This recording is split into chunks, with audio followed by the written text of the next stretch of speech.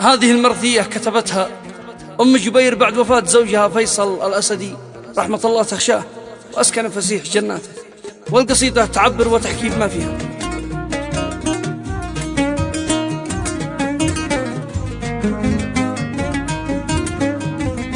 أداء الشاعر أيمن هيثم. قالت من قهرها الزمن والحب تعس صدق خان، قلبي من جروحه ملان طبع الوقت دايم يخان، ما بش مثل ما قصتي قصة محزنة يا اخوتي، سالت منها دمعتي والدمعة عليهم تهوه، الرجال وابو العيال كفحل المرض في نظام، وانا كنت جنب الحب ودينت كم يا ديوم، ما حد كان واقف معاي طبعا وحدها تدمعي، بنكافح مرض يوجعي يغبني علينا غباء، حتى مات فيصل وراح فلت في فؤادي جراح، صرح الصدق والحب طاح متى القلب ذيك انحنوا، 5 أطفال بعده تصيح وابوهم تجاهي ضرح،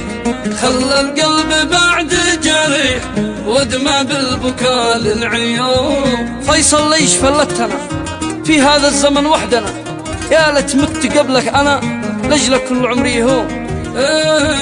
لجلك كل عمري هو، جبر هو جوري تقول موت الأب ما له قبل، يمه ليت كان بحلم يبقى بي وإحنانه، وجنة كم بكت يا بشر وسلم بعد أبوه اكتهد،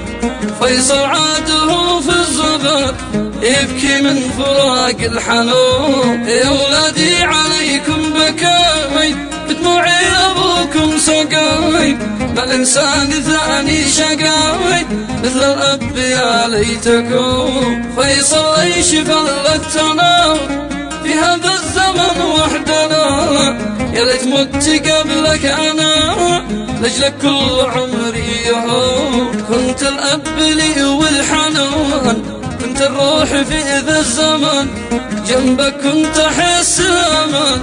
ما به مثل فيصل حنون، وابني قال يمه يتيم صار اسمي وجرحي عظيم، مالي بعد بي حد رحم حتى الناس ما يرحمون، واخوالي ولا حد بدا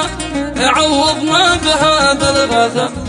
وعمامي بيوم العزوة عنا كلهم يرحلون، قلت الصبر يا بني جبير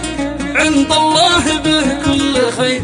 لامت والدك فانت طوي سع ما والدك ذاتكم، وابك ربنا يرحمه يجل الله ما اعظمه، من كل خير ما يحرمه بين الرسل والصالحون، والختم اذكر المصطفى نور الحق ذي من طفى، ظاهر للبشر ما اختفى حبه فرض يا مسلمون.